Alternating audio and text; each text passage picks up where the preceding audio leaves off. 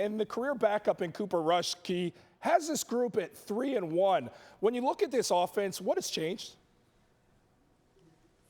I think it's simplified. We don't like to say it that way. We like to say dummy down, and I think that is basically what it is. When you look at this offense, they're running the football much better. The offensive line is blocking much better, but they simplified things. He's going straight to his reads, and every now and then he gets off the first read, get to the second, to the third. But it's also about the defense. The defense is playing lights out, Jordan. When you think about teams that have success, is score low points on an offensive standpoint, defense is always ruled. I haven't seen a team that has a high-scoring, flying offense and a stellar defense that's like in the top 5 in the NFL in such a long time. That's how it's getting it done. And when Dak comes back, keep the Cooper Rush recipe. Don't change anything. Don't all of a sudden feel like because you spent a lot of money on a quarterback, you've all of a sudden got to open up the playbook.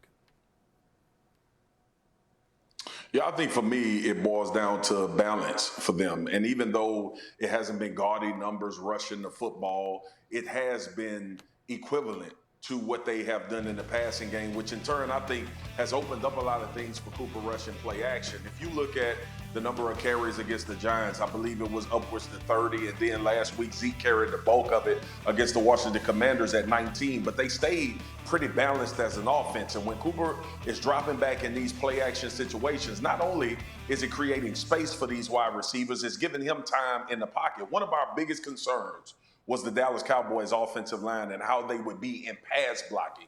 But this run game has kind of solidified itself, and I got to give Kellerman more credit. Even when it wasn't successful against the Washington Commanders, it was still Zeke Elliott to the tune of 19 carries, MK, and they committed to doing it just enough to continue to be able to open up that play action downfield. And I think the comfort that Cooper Rush is playing with because of that is the most important thing about this offense, even though it's not explosive at all. Yeah, it's not. I mean, it has impressed me nonetheless, but I do think it's worth noting those two performances that we were talking about. Obviously, Cincinnati have come against the Commanders and the Giants, not exactly the best pass defenses in the NFL. The Rams, I think, present a more challenging test.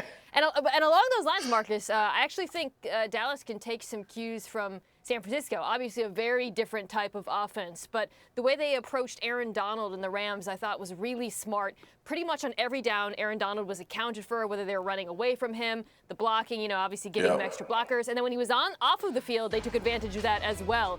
That's the approach that Dallas needs to take, especially because, frankly, the rest of that Rams pass rush has not really lived up to Aaron Donald at the moment. So he is the guy you got to game plan for.